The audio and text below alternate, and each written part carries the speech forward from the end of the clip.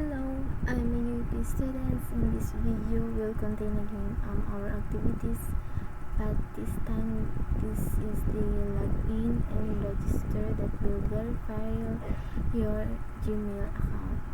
So, ito po ay connected sa ating ginawa sa previous na activity, which is the login and register, but now kailangan na lang po natin mag-verify sa ating Gmail na i-login and register natin.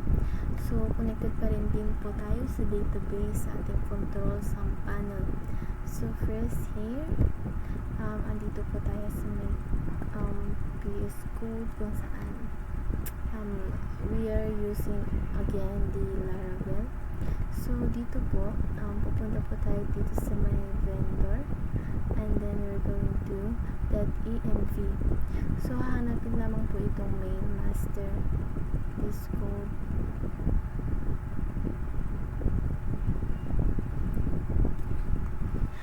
And then, dito po natin ilalagay yung ating Gmail na i-register. And ito po yung password na ibibigay ng ating Gmail. So, kailangan po muna nating pumunta sa ating Gmail para makuha itong password na ito na ating ilalagay dito sa ating codes. So, here, dito po tayo pupunta sa password. So, mag-create ka lang dyan ng app name, and then maya ay magpapakita na po yan ng password. So, ang password po natin dito sa ating Gmail account na aking ginamit ay ito po yun. So, next is atin na po syempre i-optimize again using the artisan para po tayo pumunta sa ating link na ating website. So, here kailangan na natin pumunta sa ating website. So again, nandito ulit ang ating database. So nakaantabay lang po yan kasi makikita po natin mamaya kung pumasok din po pa dyan yung ating email na ating nilagin and register. So here we're going to in our website. So andito po ulit yung link, hindi po yan mawawala, at yan din po yung lalabas pag natin nag-generate na sa ating code.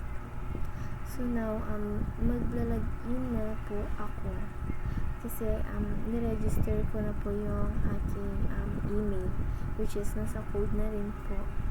So niregister ko na po yun kasi once na i-register ko po ulit yun ay hindi na po pwede kasi I already used it here na register ko na po ulit.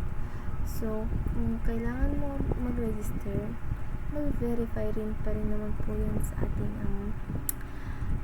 Gmail. So now, titry ko na pong ilagin ang aking register na email. So here, I will put my Gmail and my password.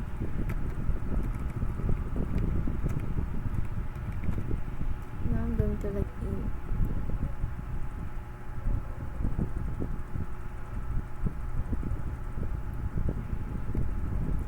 So here, makikita po natin na mag-verify. Magsisend po ito ng OTP sa ating Gmail. So, pupunta po tayo sa ating Gmail account.